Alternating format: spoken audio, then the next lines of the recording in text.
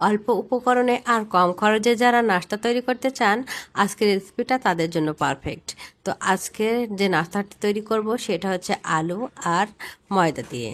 এটা অল্প উপকরণে আর কম খরচে অনেক সুন্দর আর লোভনীয় আর দুর্দান্ত একটি নাস্তার রেসিপি।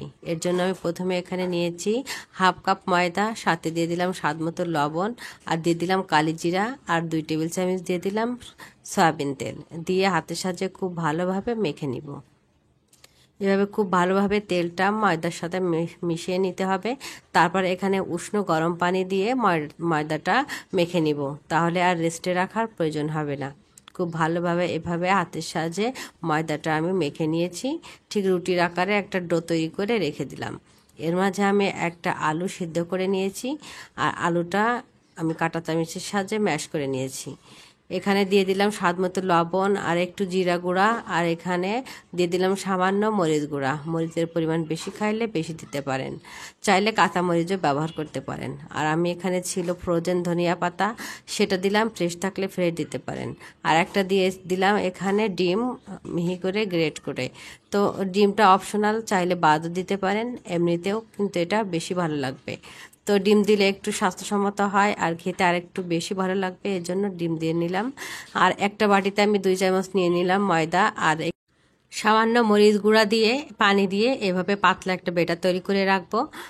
এভাবে একটা পাতলা মিহি বেটার আমি তৈরি করে রাখলাম।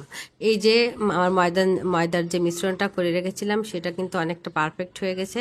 এবার ঠিক বড় একটা রুটি তৈরি করব। এই ময়দাটুকু দিয়ে সম্পূর্ণটা দিয়ে একটা রুটি তৈরি করব। অনেক বেশি পাতলা না, আবার অনেক পুরো না, রুটি খায় তেমনই একটা রুটি তৈরি করব। তো এর উপরে আমি আলুর যে মিশ্রণটা করে রেখেছিলাম সেটা আমি চারিপাশ দিয়ে এভাবে ছড়িয়ে দিলাম। তারপর এক পাশ থেকে এভাবে রোল আকারের করে ভাঁজ করে নিব। ঠিক এভাবেই করে নিতে হবে, দেখে বুঝতে পারছেন কিভাবে করেছি। তারপর একটা ছুরির সাহায্যে একটা নির্দিষ্ট মাপে সবগুলো পিচ আকারে করে কেটে নিব।